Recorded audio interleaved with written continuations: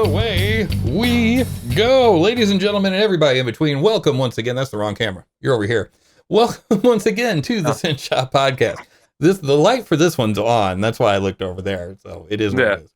But anyway, yes, I am, of course, the Mighty Pong. And I'm Thomas Dusano. There he is, ladies and gentlemen. And tonight we are going to be doing a little bit of a look back a little bit at the show, mainly. I mean, I'm pretty sure we've all had it up to here with 2020 and have no desire to relive that crap. But we will look back a little bit at the show, and look forward at the shop. There's been a flurry, a cornucopia, a plethora, one could say, of activity at the shop. And I want to recognize the people that are out there doing it, and show some pictures of their handiwork, as it were. But yeah, so before we get into all that, on tonight's show, that's what we're going to be talking about. But first, the SYN Shop is a maker/hackerspace, and we are located in Las Vegas, Nevada. Now, we are currently closed for renovation, like I was saying. You're going to have to wait just a little bit to come check out the shop. However, crews are currently working just as hard as they can to get the shop back in action as soon as possible. Now, if you are in the Vegas area and you would like to help, you can join our Discord by going to synshop.org/Discord and check out the shop build-out channel to see what you can do to help get the shop back in action. Now, to stay updated on the shop's open status, you can stay tuned to synshop.org/COVID status to find all the latest information about that. And to make sure that you're notified of our future events, including virtual ones just like this one, you can join us at meetup.com/Synshop. And with that, allow me to introduce our returning champion, Thomas Dusano. How you doing, sir? Good. And glad to be back. And I'm glad that I can grant some relief to those working so hard to get the shop back open. Absolutely. Absolutely. Yes. Crux has the night off tonight, and a totally a well-earned night off tonight. They have been working their butts off. Let's see. So it's been Crux up there. Let's see. Shape Daddy, Vegas Vic, yep. Akeen, I believe. I'm not sure if Forge was up there or not. I'm not sure. And there's a couple other people that I'm totally forgetting. Oh, Elemental was there.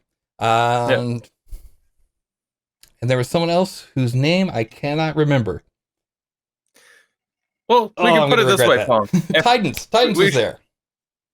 We should put it this way, Pong. If I'm here, there's probably someone you should be thanking for their hard work. That's well, we do have you on from time to time.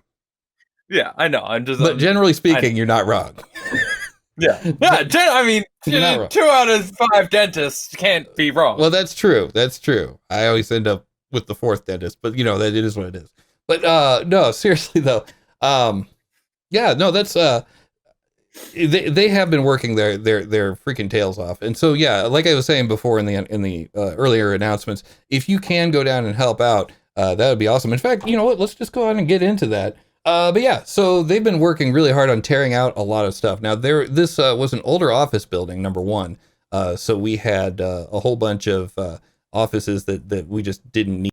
All that's the stuff that they're tearing down there. In addition to that, somebody built like an office with a bathroom in the back. They were living there, is what I'm saying.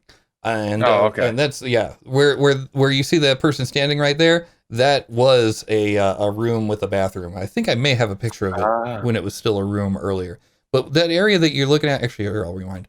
This area right here is going to be our the danger zone. Is going to be the danger room, and this is where all the really big, heavy things that can really hurt you are going to live at. But that whole entire room is going to be coming out, and you can see that's cutting through the floorboards and all that mess. Yeah. It looks like at moment of photo that collapsed. Yeah. Pretty great. It does. Yeah, they were actually hacking at it with chainsaws. So like it's pretty awesome. I just can imagine, where's Pong? And like as the thing's falling. Oh God. No. Under here. No. Pong was at home. This is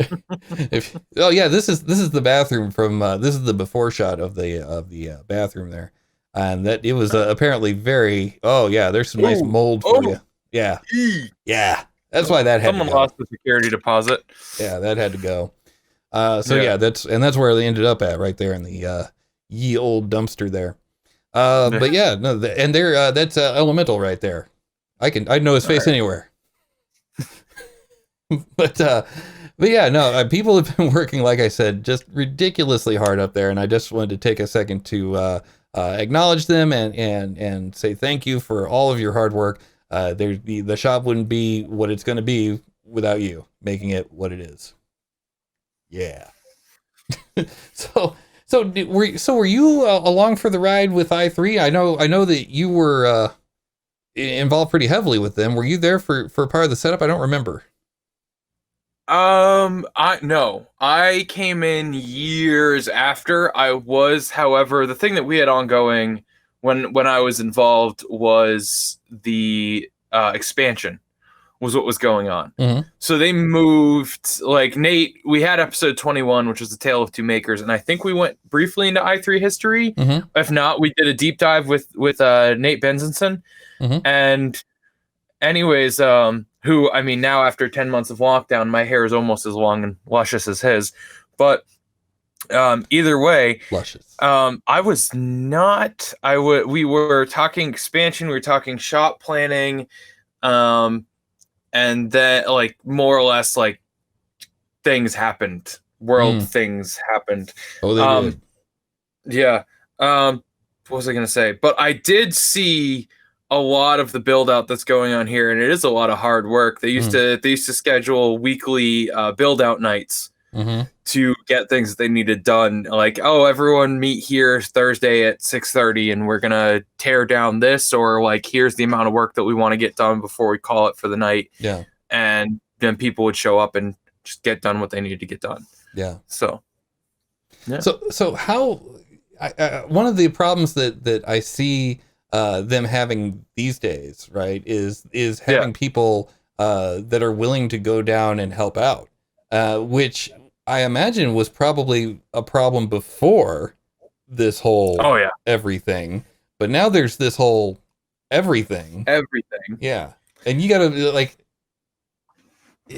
how I guess my question would be then is, like, how bad was it then? Because I know how bad it is now, because I'm not going. So we actually talked about, or we were trying to figure out this problem of makerspace engagement and, like, volunteer. Yeah. How do we get people to help without burning out? And we had to strike this middle ground of, because we were a much larger community and therefore seen as a much larger entity. Yeah. And once you reach a certain point, people view you as, instead of being part of a nice grassroots organization, you now have a larger entity marketing to you to try to get you to volunteer to help them.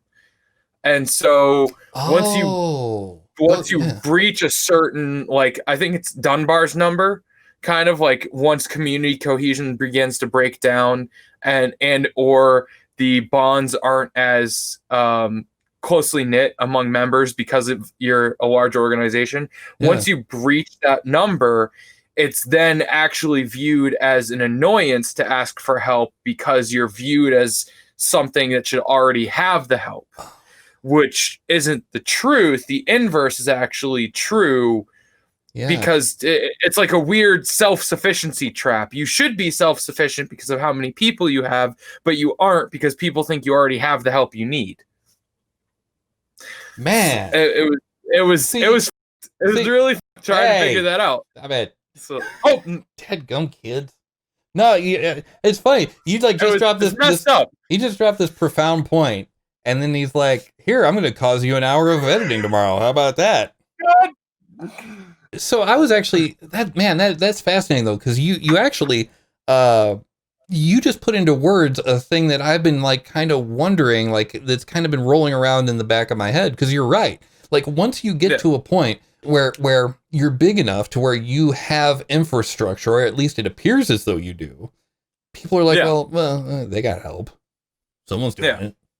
Mm-hmm. Yeah. You know, and what it is actually right now is about, like, you know, I'd say between 5 and 10 people that are doing the majority of the hard work, with 5 of those people doing a significant amount of that work. And so it's like, Yeah, no, that's an interesting point there. So, again, if you are in the Las Vegas Valley area and you'd like to help out, they really do need it. Forget Dunbar's number. You might think that they already have the help. They don't already have the help. They need the help. Yeah. So, And the really funny part is and what I saw happen with I3 way too frequently yeah. is the core people who would be the ones stepping up to do the work 90% of the time. Yeah. That core group then got accused of like rampant nepotism when they put someone who actually wanted to do the work in the spot of something that needed to be done. Why would that be nepotism? I saw it being a lot. It ended up being a lot of friends, roommates, and significant others. And so, like, you put that person in a place where they can actually do something. Yeah. Because they want to help. And then the people on the outside view it as a cabal because now you put someone who you're close with who is willing to help you into a seat of power, and people don't like it because reasons. Sure. And they were the only ones willing to help. Like the optics of it aren't great, but it's either take the optics on the chin or like you don't get anything done. Right. Yeah, fair enough. No, it's funny that you mentioned that because that reminds me actually of one of the, like, I have really weird things that shaped my childhood. And one of those was the TV show Parker Lewis Can't Lose. Do you remember that? I'm sure you don't. No. This was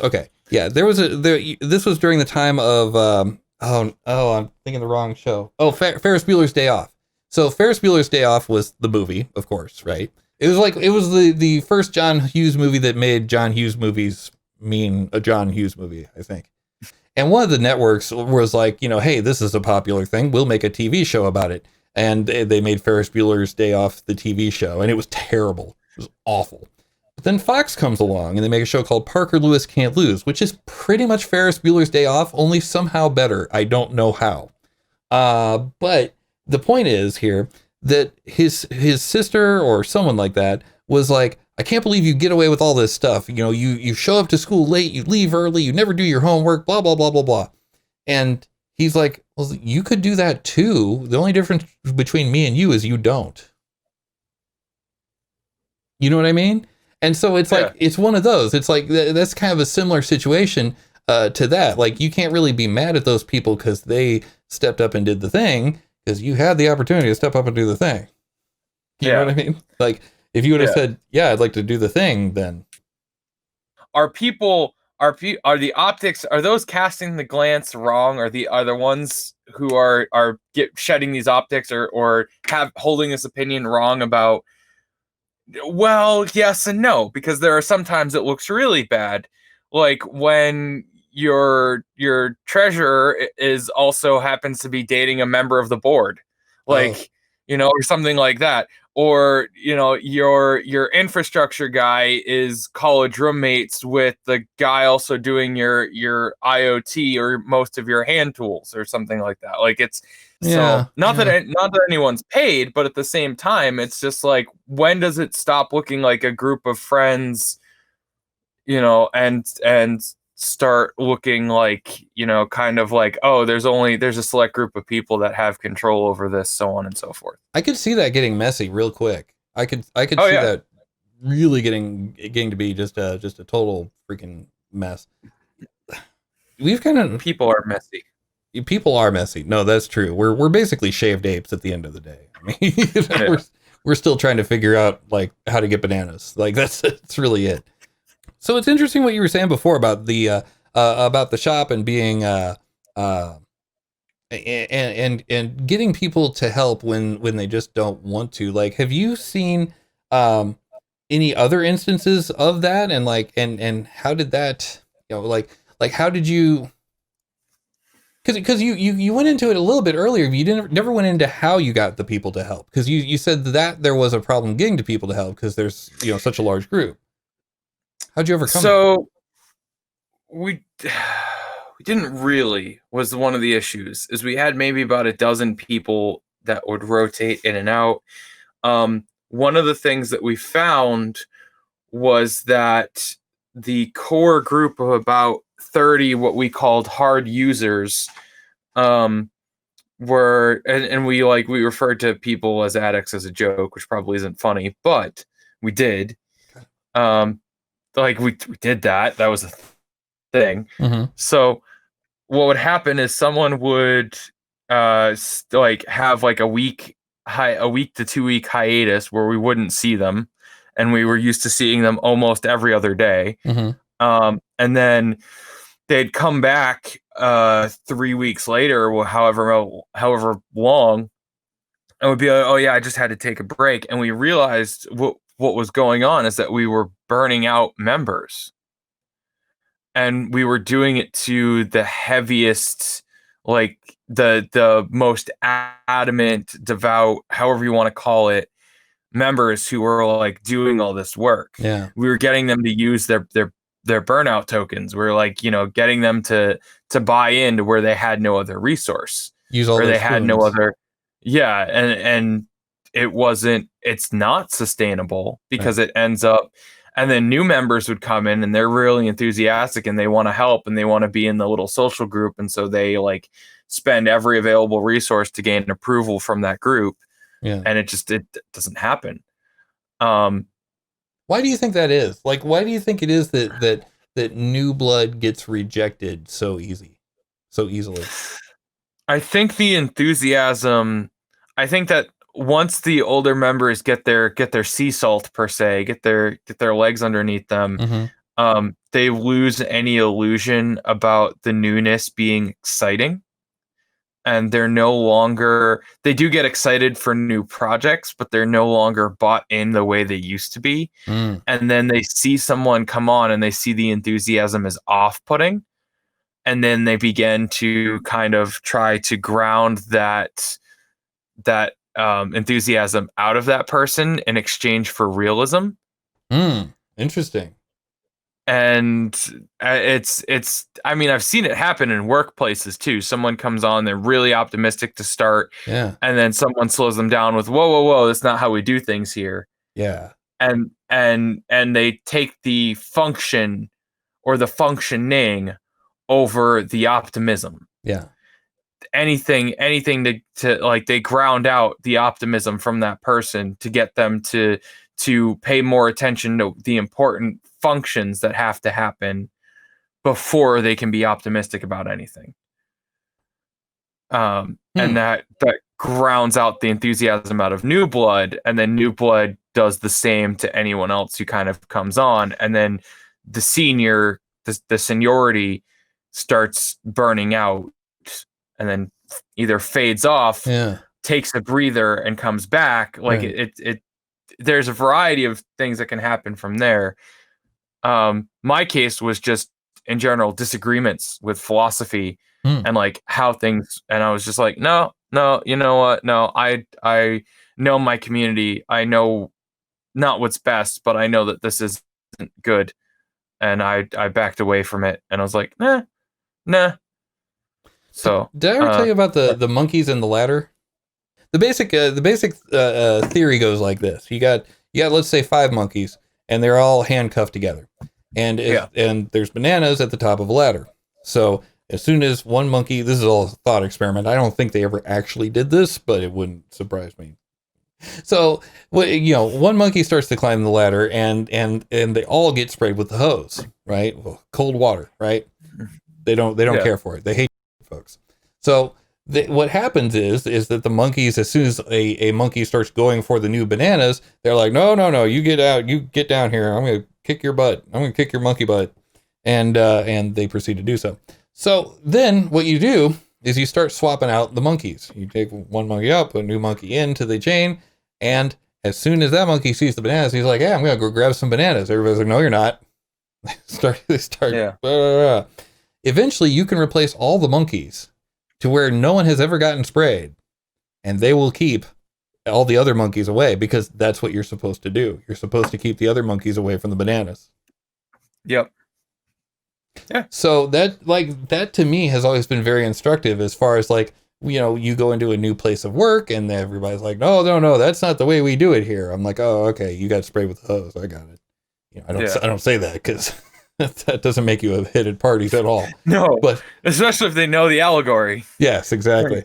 But so that kind of goes in line with what you're saying. Like once people come in to a new place and they're all excited, yay, and then the old guard is like, no, let me tell you something, Sonny, on how the world works, or whatever, and beat that out of you. Yeah, of course people start getting into it. So so you said that you never really got past that though at the old place. That was just kind of a side effect of working with a group of people, huh? Yeah. Like there's and I appreciate all of them that were doing it for the advancement of the space. There's a group of people that were always there, that lived there, that would, look at each other at the end of the day. Like I remember one couple, and I'm not gonna name names, I'll just leave names out of it, but I remember her looking at her husband going, hey, we've been here like 6 hours, you've already worked today, like your normal day job, like let's go home so you can sleep. And he's just like, no, I need to get this done, the fire inspector comes tomorrow or whatever. And he's dead exhausted. And she's like, well, you're doing this at what cost? You know what I mean? Like we really should, like that kind of stuff. And I remember particularly like that's just the case of one of the people who were able to stick around. And I remember also very talented, on the other hand, another couple who had done things for the space, gotten burned in one case, and then stayed away. And rather than lean in harder. And I was like, we all kind of looked at each other like, wow, that's a real damn shame, because we really like these people and we burned them, and we knew that we burned them. And yet nothing was done to, while people on their own, without any organizational ties, tried to reach out, and like, I tried to apologize to them on behalf of because hey, we're trying to get a lot of stuff done. I'm really sorry, whatever else. And then the danger in that though, is if they come around and of course you're personally sorry, but is the organization appreciative? Yeah. That is the thing. Yeah. And that can cause a little bit of even more confusion, because now you've got someone who is a well integrated kind of member of this community, almost like it's like a half measure. It's like I almost, that I'm so integrated with this community that I almost speak for it, and I'm apologizing, but the community itself isn't. Yeah, and in a lot of ways, that is even louder than the person's apology. Than the one person's apology is the silence. Yeah, from the organization. Yeah, you never overcome that using up that burnout or that burn token. You never really unless it comes down to the type of personality you attracted. How many do they really have in them? How many times can they burn themselves for the community in the name of advancing that community if that community isn't appreciative of them? And that's kind of one of the things. I'm not going to say to Synshop stay small, but I will say stay the way to avoid that is to stick to the things that made you Synshop in the first place. And that's kind of my warning tale, because I3 had some awesome kind of Burning Man magic to it, where we had communal projects. And I think what happened, and when I kind of realized that I3 wasn't the way it was 5-10 years ago, was when communal projects became kind of a thing of the past and became more of everyone was interested in their own, what could they do? Maker Faire was the largest thing that we pulled together for community-wise. Maker Faire was we all helped out, we all organized. That was the closest thing we had to a communal project every year, was organizing for Maker Faire. And some people had interesting projects that they wanted to do for Maker Faire, and that was cool. But the rest of the year, everyone was, and I was to a degree too, I'm at fault here, everyone was interested in getting their bag, making their money. There were people who were doing small businesses off the side, and small businesses out of a makerspace isn't bad.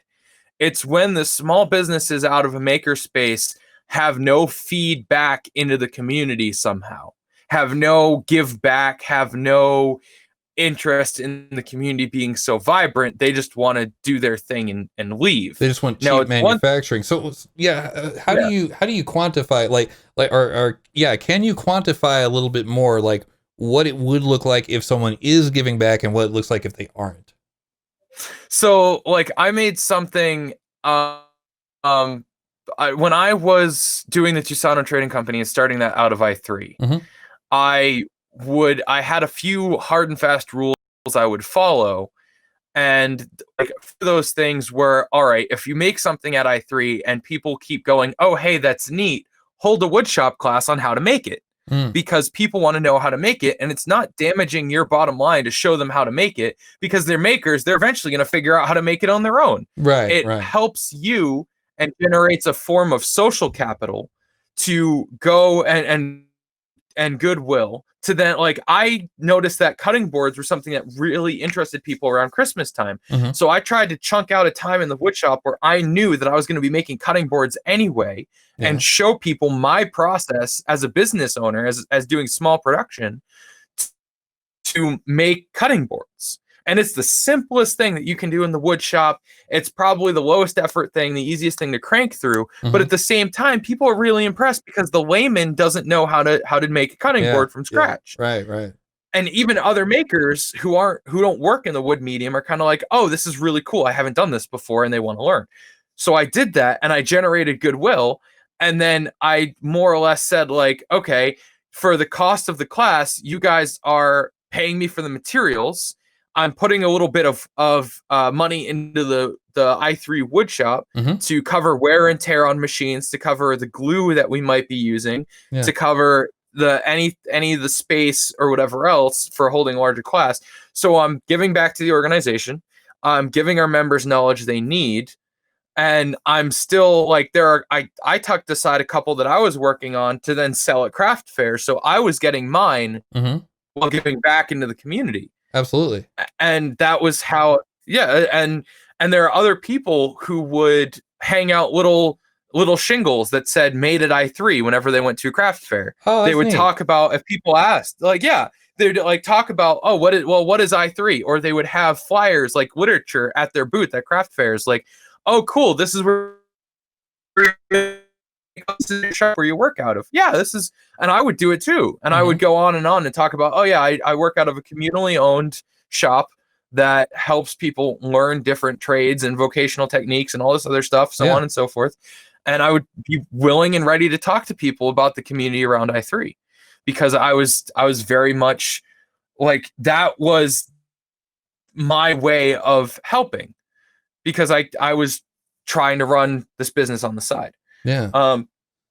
So it sounds to me like, that's what that looked like. As long as a person is taking the time to instruct other members on how to do it, or when they are out selling their stuff, they are plugging the shop. I see what you're saying. That would be a way of giving back. Whereas if you're just paying for your membership, you're making your crap, you're selling it on Etsy, and that's the end of it, you're not really giving back to the shop. And that's, and I mean, you can make the argument like, look, I'm paying money to go to the shop, so I'm giving back that way. Okay, but it's the ones that do the extra stuff that actually help the shop to thrive. Like, that's kind of a bare minimum, which, okay. One thing that I did in particular that I just wanted to say, it's also going out of your way to make sure that you aren't stepping on someone else's toe. Oh, yeah, that's true, And I looked at what other woodworkers were making, and an honor among thieves thing. Like, I remember wonderful owned business, Saratoga, I think, or Sukatoga. I have to look her up. Her real name is Vivian Sanders. Okay. Wonderful woodworker. And one of the people who we would always trade knowledge back and forth. I still have a push block that I keep in my toolbox that she made me for working on a table saw. And a sugar spoon and some other things. And Vivian was making charcuterie boards. And I went to Vivian and I said, hey, Vivian, I really want to do cutting boards for an upcoming art fair. Are they close at all to your charcuterie boards? Is there a way? And Vivian's like, no. I have a feeling we missed a really good impression there too. Hey, did I lose you, Pong? Are you there? I'm still here. You glitched out there for a second. The Matrix had you. Yeah. So the whole thing was Vivian looked at my cutting boards and goes, yours are straight maple. They have blood grooves. They have other features that mine don't. Mine are mixed species woods. They are oil finished. They are a little different from yours and function only as serving platters, whereas yours are kitchen utilities. It's the difference between a competing good and a complementary good. Yeah. And I was like, yeah, as long as you're okay with me selling them, if we ever end up at a craft fair, we're not competing with one another. Right. Was the thing. And she appreciated that gesture because that means that you're looking at your community and going like, hey, am I going to step on someone else's livelihood if I do this? Yeah. And like, you do end up eventually with the saturation, but I mean, that's miles down the road, and that's discussions that you can still have. It doesn't mean that someone can't do one thing or another. It just means you need to talk to each other. Yeah. But it comes down to that generating social capital, buy-in, and goodwill is just as important. Like having large community projects that multiple members can work on, that's for no one's benefit but the community, but the shop. Yeah. That's the important thing. And so I look at you all building out the shop now. Like, I know there might have been a gut-wrenching reaction from some of you watching, like, oh, are we losing that? Or are we whatever? Like, someone may have that thought in the back of your head. But the truth of the matter is, the fact that you're even worried about that shows the fact that you're mindful of it and you're concerned of it, and you're probably going to take steps to avoid it. Yeah. As far as that goes. And the second thing is the shop build out right now is your community project, is your community building exercise. It is. Yeah. And the fact that, and I heard Pong thanking everybody on the show one night, saying like, oh, thank you for so-and-so for making phone calls. Thank you for doing this. Thank you for doing that. Yeah. The person enabling the physical work is just as important as the person doing the acts of tearing down walls and things like that, because the permitting and the licensing and the safety and all the other stuff that can shoot you in the foot just as quickly as a wall can come down the wrong way. That is the truth right there. Yeah, that's true.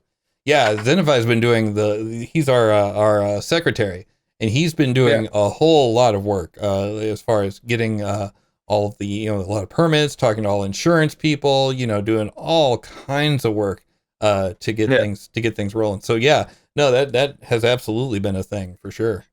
I'm trying to find the video of the old shop that I played a week or two ago, just to kind of give us a little stumble down memory lane here. Yeah, so this is at the end of last month. This is closing time. Oof. Yeah. Oh yeah. You've been at the shop. That's right. Yeah. This is it. So you haven't seen this yet, have you? No, I think I may have. Oh, man, okay. I remember coming into the shop, stumbling in like almost just at broadcast. I had met all of you the day before. Yeah. For lunch at I think it was a Korean or Chinese place. Something. And I'm stumbling in with bags of groceries because I had I had the gray hat ready for you. I think it was the cocktail mixed with Cabo for you guys. I made that, and then we all sat down for the show and had an amazing show. But I remember just thinking to myself, like, wow, and then also a few other people showed me around, showed me different projects, showed me the wood shop. Is it Crux who has the disc launcher? Yeah. Yes, he showed me God. Okay.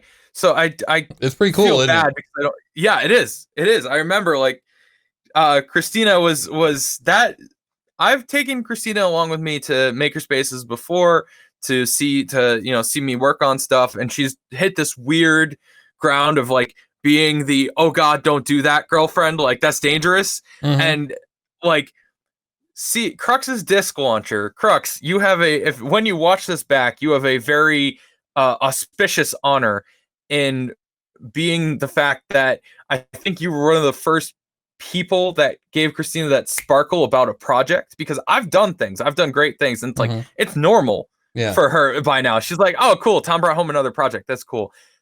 Other people like, and I'm not hurt about this because I understand, like I see all the flaws in my own project, so I'm not impressed by them either. Okay. But like that was the kind of one of the moments where I saw Christina be like, oh, this is really cool, and kind of be like super impressed and or like a sense of wonderment. There we go. Oh, okay. All right.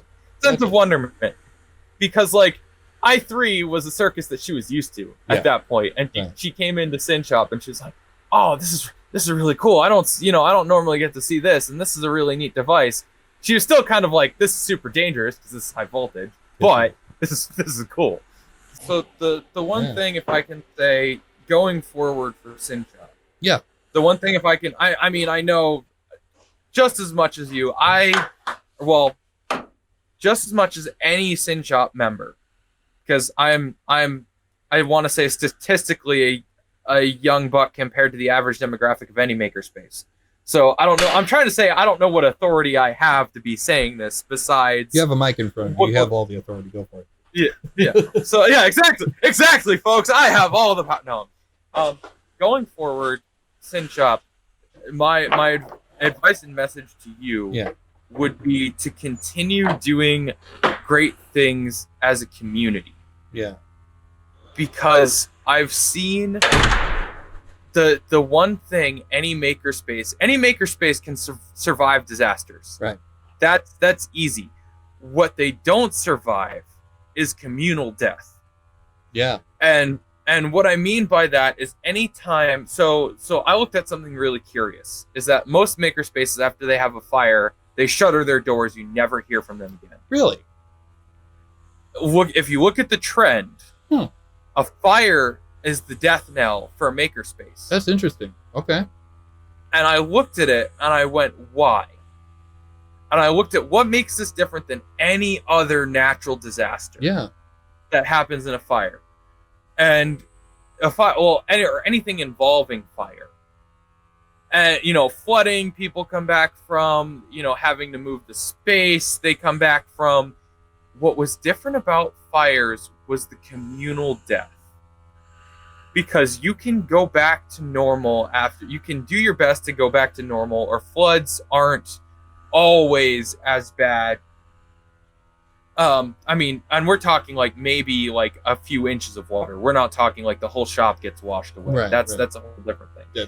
Fires represented a communal death. People looked at the shop, they looked at the road to recovery, they looked at what had happened, and they just went, I'm done. Because they had everything wiped away. They just went, I'm done. There's no more investment in this place. There's no semblance of what it used to be. It's completely changed. There's no way. Like flooding, you can go in there, and after the water's drained, it looks somewhat normal.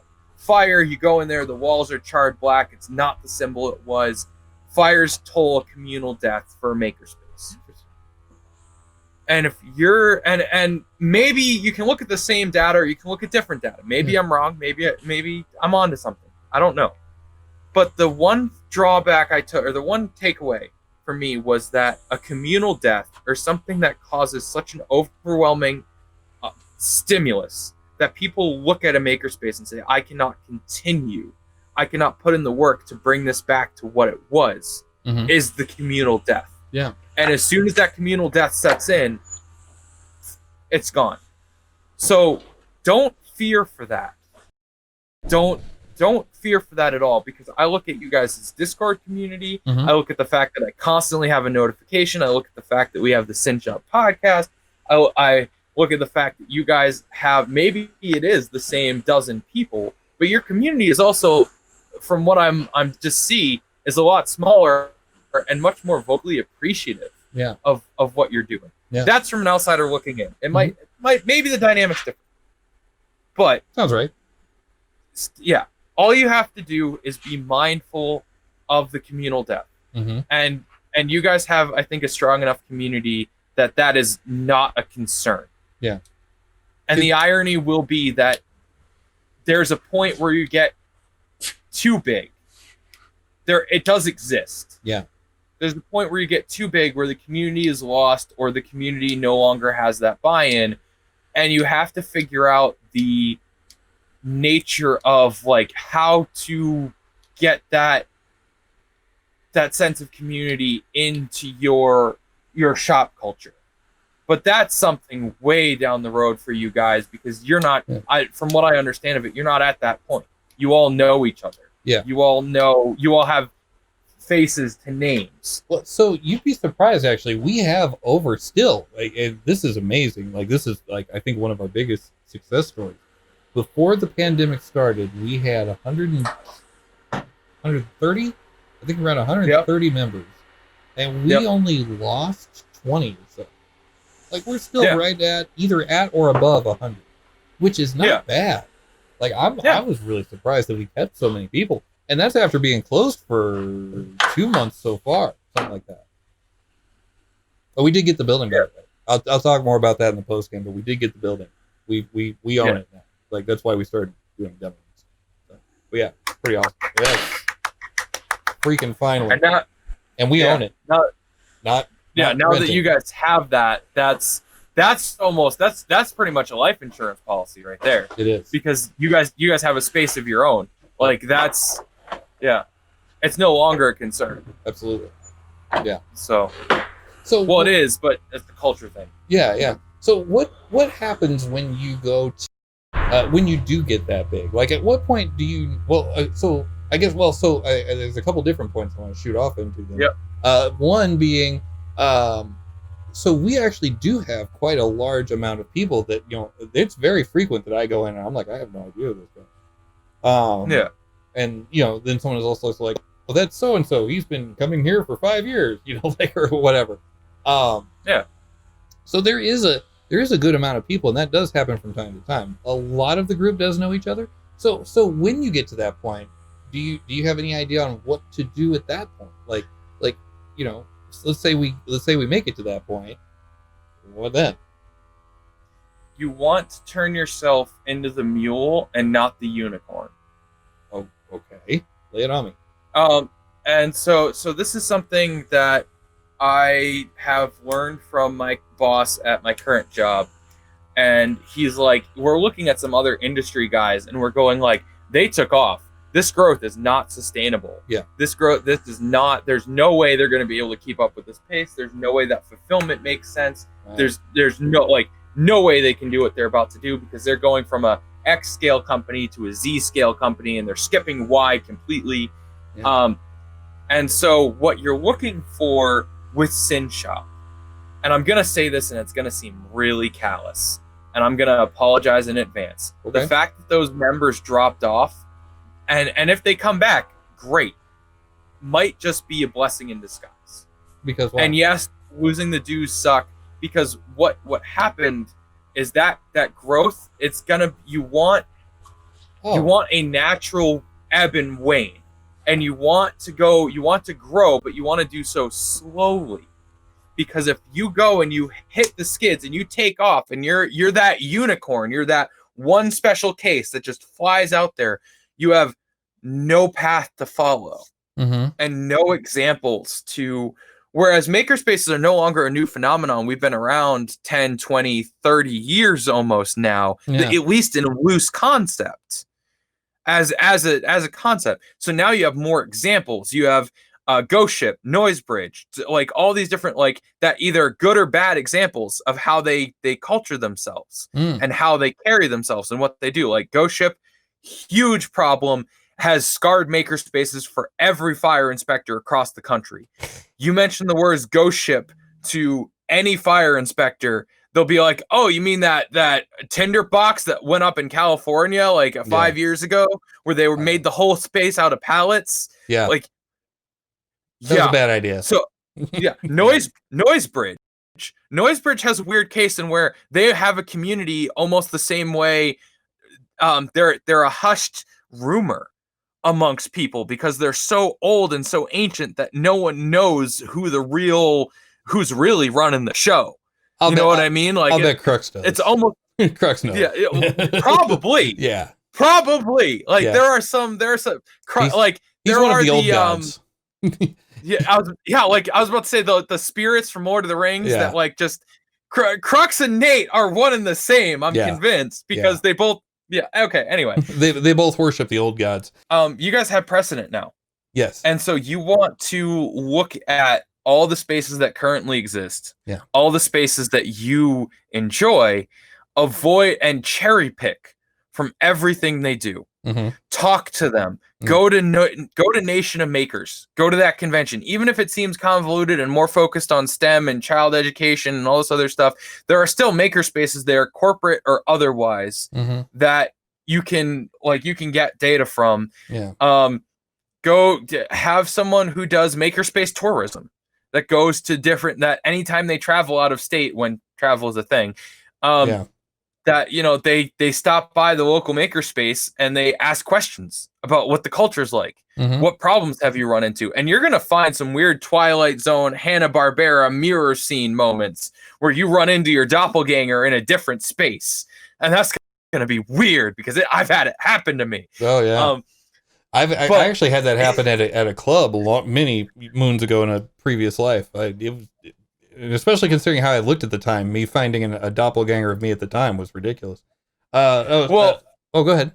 Yeah, a doppelganger in the sense of they perform the same duties that you do for that same shop. I met another woodshop coordinator that he just didn't call himself a woodshop coordinator. He was called a czar or something. I'm like, what do you do here? Oh, I run the woodshop. Oh, so you're a woodshop coordinator. What's a coordinator? No, I'm a czar. I'm like, okay. Well, he's like, and I didn't even want the position. The other guy just retired, and I was the most eligible candidate. And I'm like, oh, buddy, no. I am so sorry. Yeah. And I looked at him like, you're gonna be me in 3 months. And then he from grapevine somewhere. Oh yeah, a month and a half later, he was like full time like coordinator or whatever else. I'm like, yeah, there you go. Yep, called it. Yeah. That's funny. So Jim in the chat was asking you. I want to make sure we get this before we move on. Yep. Jim was saying a blessing in disguise when members leave. Why? Please clarify.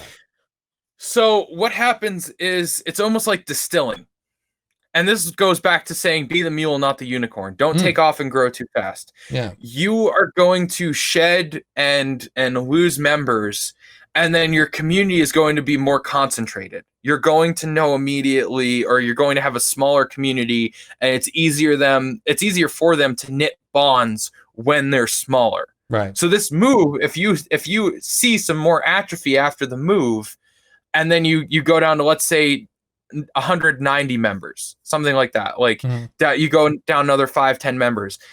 And then all of a sudden your community starts knowing each other once again, or at least having heard of one another. Yeah. And then they start forming bonds, and then new people come in and add on top of that. It's almost like building a finish. Yeah. You scuff back. Some people unfortunately leave. And then you add on, like, new people come in, and you grow slowly and steadily, and people get to know those members of the community, and then they bring them in, and they know them well. And even if they haven't met and interacted with them, there's someone in the community that's vouching for them. Yeah. To kind of be like, no, I've interacted with this person. I've had a very positive interaction.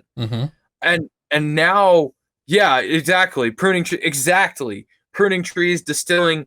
Be the mule, not the unicorn. And you guys have a prime opportunity for that when things return to normal, or when the shop reopens. Yeah. And you guys begin to work together again. You're going to have the shared communal bond of having moved into the new space, of having heard of it, of having contributed towards it, to all this other stuff. And then that will tighten your community. And then you'll start, when you start accepting new members again, you'll start to grow and develop new bonds and new connections. And then those connections may even fill in spaces in between old bonds. Yeah. Or in between people that didn't interact before. You could come in to the space. Like, I know, let's take, for example, Forge doing her cosplay. Yeah. And someone she normally doesn't work with that works in a different medium. And then someone comes in who's interested in working in cosplay in the medium that person works on. And all of a sudden you have a connection between two members that didn't exist before, because now those two members are trying to figure out how to work with one another to answer this member's question. And then boom, new community bond between all three of those people. And maybe it ties in and catches even more people. So you begin to spin a slow growing web. And that's what you want to. I actually managed and I think that's what happened. I actually managed to stay with that analogy there. I hung on, which is impressive because I break down a lot of the times. I lasted the whole 6 seconds, man. I was holding on the whole time. One of them. That's how that's done, I think. I don't know. Well, we are, let's see, 10 minutes till the top of the hour, and man, I think we'll go ahead and end the main show, 20 minutes late, but that's fine. We'll just, move it 20 minutes forward. I don't know. Anyway, I'm gonna let's go ahead and take a quick break. I'm gonna grab something to drink, and we'll come back, do a little post game. I'm gonna tell you about the story. I've told this story before, so you may have heard this one before. But how a good friend of mine, actually, who recently passed, we brought him on the air on an FM radio station, and he just dropped F-bombs all over the freaking place. And I will tell you all about that story. We're going to talk a little bit more about shop stuff. What else you got?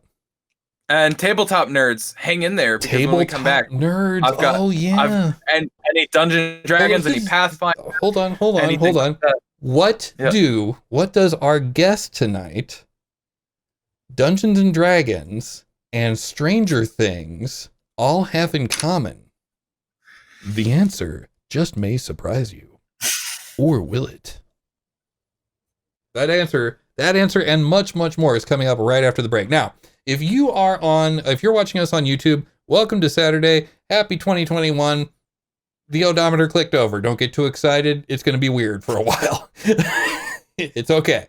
But at any rate, if you're watching this on YouTube, welcome to Saturday. And if you're watching this on Twitch, you are about to get a post game. Now, if you're watching this on YouTube, you're about to get a video of me telling you that you missed the post game. Hi, I'm the Mighty Pong, host of the show that you just got done watching. Hey, if you'd like to see the entire show and not just the first hour, make sure that you watch on twitch.tv/Synshop every Friday night for the main show. And on Monday nights, we have our special project night. So you can join us, build something, and basically throw stuff at us while we try to concentrate on things. It's a lot of fun. Kind of. But hey, anyway, we hope to see you there. It's a lot of fun. So join us over there, twitch.tv/Synshop. I am, of course, the Mighty Pong, and we will see you there. One take. Not one take.